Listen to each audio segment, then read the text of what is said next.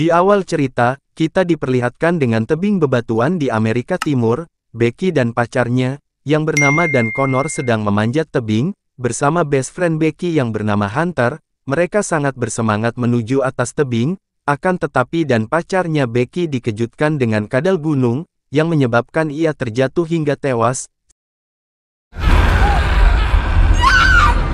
Singkat cerita, 51 minggu kemudian, semenjak kejadian dulu di tebing batu yang mengerikan, Becky yang galau berat sampai saat ini, ia tak mengira pacarnya tewas secepat itu. Bahkan Becky tiap malam suka mabok-mabokan tidak terkendali.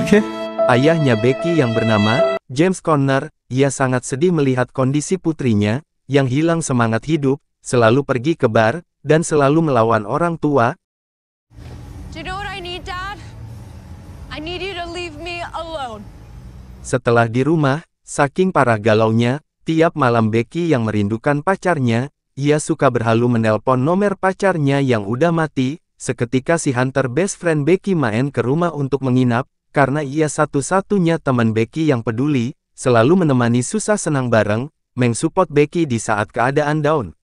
Hunter yang ternyata ia adalah seorang YouTuber, dengan konten hal-hal yang ekstrim, ia berusaha membuat Becky kembali semangat menjalani hidupnya, dan Hunter mengajak kembali Becky untuk membuat konten, tetapi ini hal baru bagi mereka dengan memanjat tower radio tua setinggi 610 meter, yang terbengkalai di gurun, akan tetapi Becky menolaknya, karena ia takut dan selalu dibayangi dengan kejadian dulu sewaktu di tebing batu.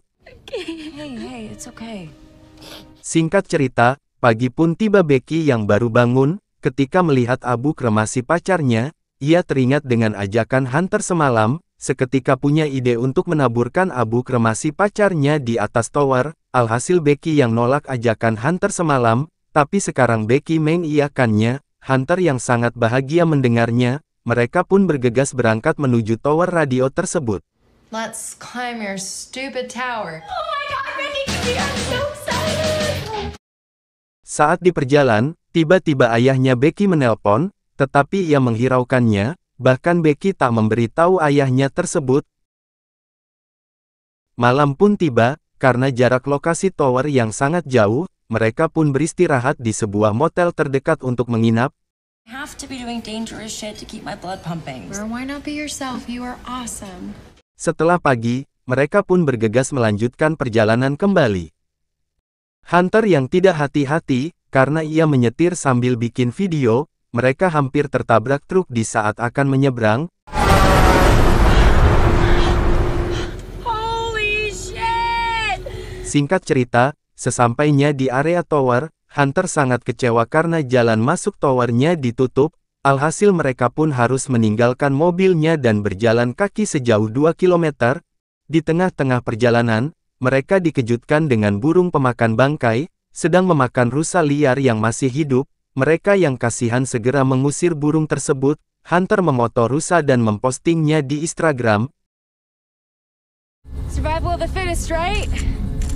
Sesampainya di lokasi tower, mereka sangat takjub melihat besar dan tingginya tower tersebut, karena berbeda sama di gambar dengan aslinya. Akan tetapi Becky yang kurang semangat, karena ia ketakutan dan kurang yakin bisa memanjat tower tersebut. Hunter yang terus meyakinkan Becky supaya berani memanjat, dan akhirnya ia pun setuju. Do not let this fear consume you.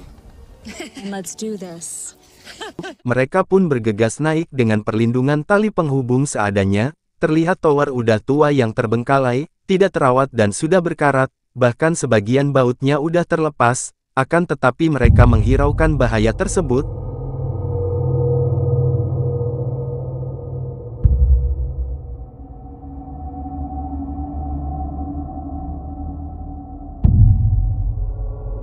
Seketika Becky dikagetkan dengan pegangan tangga yang udah patah, yang hampir menimpanya. Hunter yang teralihkan, terus meyakinkan Becky untuk terus memanjat. Di tengah-tengah perjalanan, Becky yang kecapean dan kehausan meminta Hunter untuk beristirahat. Halfway up, so we've climbed the height of the Eiffel Tower. Let's just get this over with. Yeah. Sesudah istirahat mereka pun melanjutkan kembali memanjat. Sesampainya Hunter di bahu tower duluan ia sangat bersemangat. Becky yang ketinggalan ia segera menyusul, dan meminta ke Hunter untuk kembali turun. tetapi Hunter yang terus meyakinkan Becky untuk terus memanjat dan jangan melihat ke bawah, semakin tinggi terlihat sangat menyeramkan, karena tangga yang udah rusak bahkan sebagian bautnya udah terlepas, dan anginnya yang semakin kencang. Sesampainya di tangga terakhir, Hunter malah isengin Becky dengan mengoyang-goyangkan tangganya, alhasil semakin banyak baut yang terlepas. Becky yang ketakutan berteriak memarahi Hunter. Setelah duluan Hunter sampai atas, ia sangat takjub dengan pemandangan dari atas. Becky yang belum sampai, ia segera menyusul dibantu Hunter. Mereka sangat bahagia berada di atas, karena lelahnya terbayarkan oleh pemandangan yang cantik. Seketika Hunter mengeluarkan ponselnya, untuk mengabadikan momen tersebut. Akan tetapi Hunter yang kurang puas, ia bertingkah bodoh dengan gayanya bergelantung momonyetan, dan direkam dari ground oleh Becky. Setelah Hunter puas berpose gaya monyet, Hunter menyuruh Becky untuk bergantian bergelantung, akan tetapi Becky yang penakut, ia menolaknya, tetapi si Hunter yang terus memaksa, akhirnya Becky pun setuju. I've got you.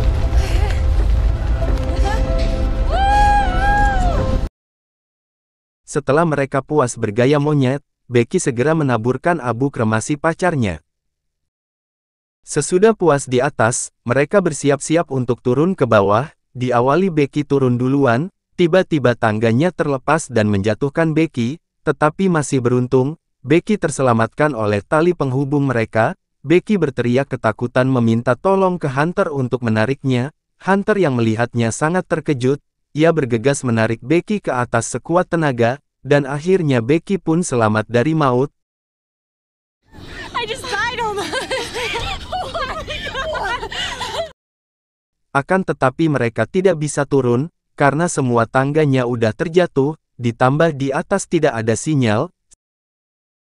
Seketika Becky menemukan teropong dan pistol suar, yang tertempel di tiang tersebut, tetapi yang lebih parah lagi tasnya ikut terjatuh terkait di bahu tower, karena di dalam tas ada sebotol air dan ground. Becky yang kepanikan Hunter berusaha menenangkannya. Saking panik dan ketakutannya Becky tak menyadari kakinya terluka sewaktu terjatuh. Becky yang baru menyadarinya, ia pun syok. Hunter segera membalut lukanya Becky dengan bajunya. Seketika Becky yang kebelet pipis, ia dengan santuinya menyemprotkan kencingnya ke bawah, dan Hunter terus meyakinkan Becky untuk tetap tenang, bahwa bakal ada bala bantuan datang. Singkat cerita Hunter terus memantau ke bawah dengan teropongnya, akan tetapi di tengah gurun tersebut tidak ada tanda-tanda manusia. Seketika Hunter punya ide setelah melihat postingan rusa di Instagram, kalau di bawah pastinya ada sinyal. Ia pun segera memposting minta bantuan ke medsos dengan menggunakan tali dan handphone tersebut untuk mengulur tali ke bawah supaya dapat sinyal. Akan tetapi usaha Hunter sia-sia karena talinya kurang panjang cuma 15 meter, masih kurang menggapai sinyal. Did it post? Seketika Becky punya tambahan ide, HP-nya harus dijatuhkan ke bawah, dengan dimasukkan ke sepatu di sumpel kaos kaki dan kutangnya Hunter, supaya HP-nya tidak rusak. Setelah HP-nya dijatuhkan, mereka harus sabar menunggu postingannya terupload. Did it work? I don't know, I can't tell.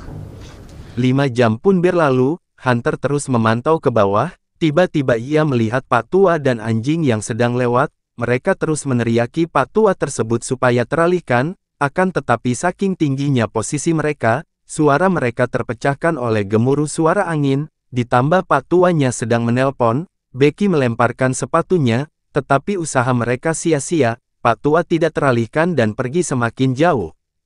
Ternyata Pak Tua adalah pemilik mobil putih yang dari tadi standby di bawah bersama kawan satunya, yang sedang berlibur di gurun. Malam pun tiba, mereka menunggu momen yang pas untuk menembakkan pistol suar, supaya Pak Tua melihatnya. Di saat Pak Tua akan pergi, Becky bergegas menembakkan pistolnya, dan Hunter mengalihkan perhatian dengan lampu handphonenya.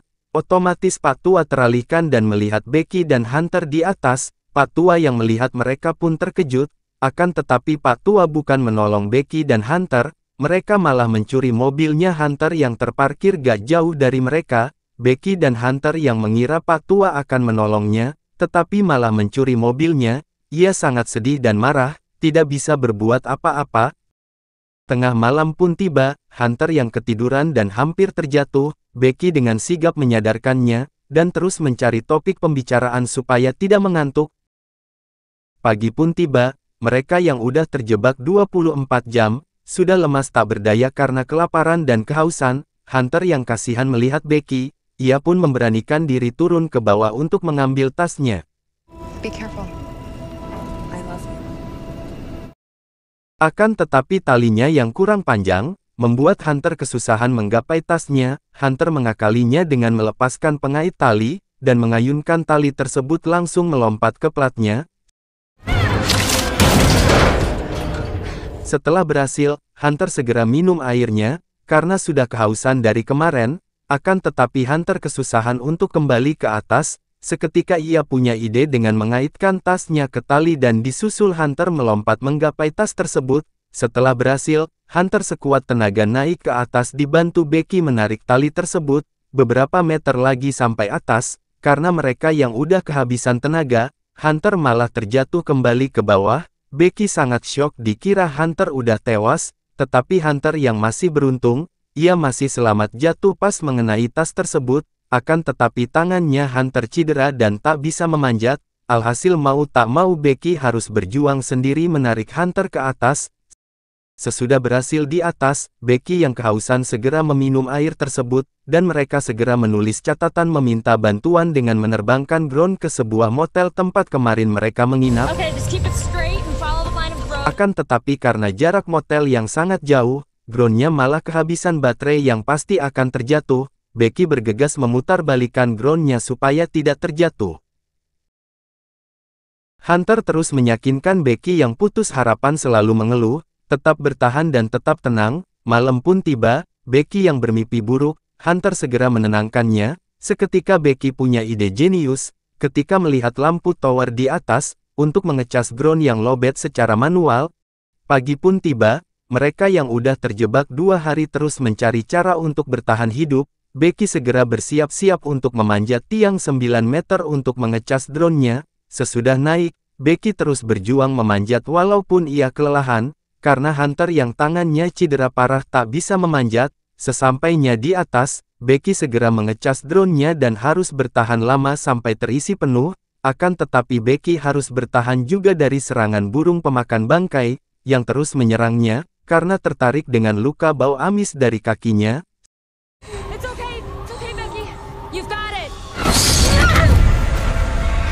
Setelah drone-nya terisi penuh, Becky bergegas turun ke bawah, dan langsung menerbangkan drone untuk kedua kalinya ke motel tersebut. Akan tetapi setelah drone-nya terbang jauh mendekati motel, tiba-tiba drone-nya tertabrak truk yang sedang lewat.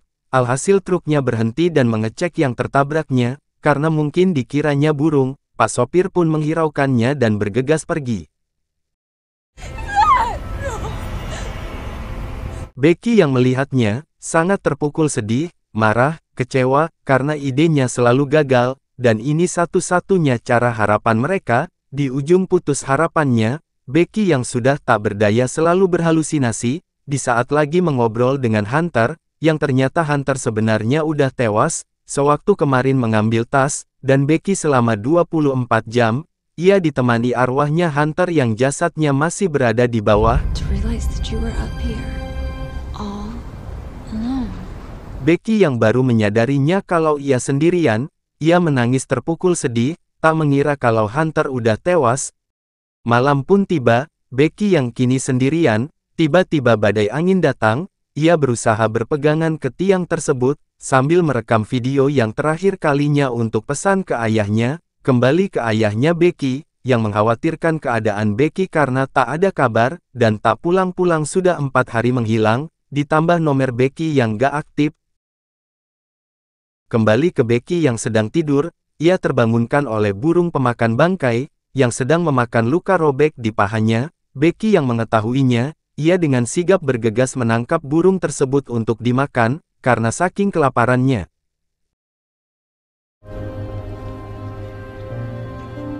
Setelah beres mukbang, Becky bergegas memberanikan diri turun ke bawah, untuk mengirim pesan ke tim SAR, dengan menjatuhkan handphone bersamaan mayatnya Hunter, menggunakan sepatunya supaya mendapatkan sinyal di bawah.